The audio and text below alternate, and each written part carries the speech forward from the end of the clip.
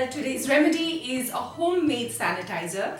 I know the world changed very rapidly. We are dealing with a lot. I hope that you are staying safe, staying indoors, and taking good care of yourselves. I know that supplies like hand sanitizers are so short in stock, but there is a very easy way in which we can make a very effective sanitizer right at home.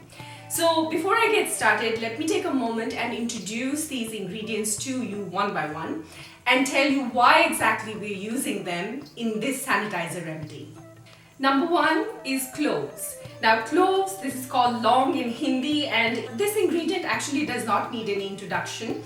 We know there are countless studies that prove its efficacy as an antiseptic and an antimicrobial ingredient. Ingredient number two is neem. And neem also does not need any introduction, particularly in the Ayurvedic system. It's been called the medicine chest, and there is a reason why. It too has antiseptic, antibiotic, antibacterial activity, and there is a lot of scientific proof backing that up also. Ingredient number three is rubbing alcohol. Now, rubbing alcohol really is the active, the main ingredient of this recipe. Of course, it has antibacterial properties. Ingredient number last is vegetable glycerin.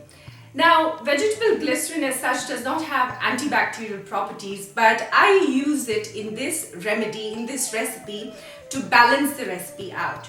So with alcohol in this recipe, alcohol has dehydrating properties. We know that it's dehydrating and drying to the skin. And one of the things that people complain of after they use a hand sanitizer product is that it leaves their hands dry, chapped and dehydrated. So we want to compensate for that by using vegetable glycerin. Now, in my earlier videos too, I've said that vegetable glycerin is a natural ingredient and it is a humectant.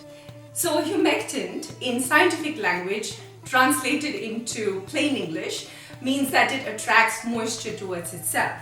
So when it is sitting on your hands, it's going to attract moisture to your hands so that it can compensate for the drying effects of the alcohol in this particular recipe. So let's get started. Let me teach you how to put this together. Okay, so we are going to use about 50 ml of rubbing alcohol as the first ingredient. The second ingredient is 6 cloves, and we are going to pound the cloves to a powder. It's about this much clove powder. To this we are going to add about 8 drops of neem oil. Now neem as an ingredient does not smell good. A lot of people agree that they don't enjoy the smell of neem. So to cover for that, I am going to use a few drops of my favorite Apsara serum, which is a sweet almond and wheat germ serum. And you can use your Apsara serum as well. Just a few drops will do, maybe 4 or 5. Next we are going to use 1 teaspoonful of vegetable glycerin.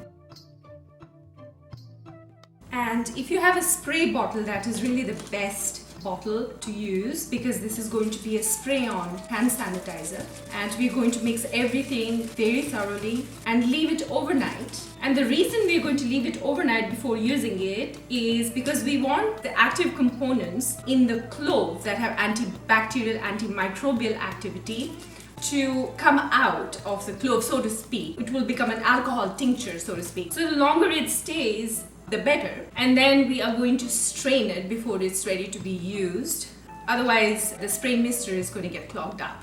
So strain out all of the clove, and then this hand disinfectant sanitizer home recipe is ready to be used.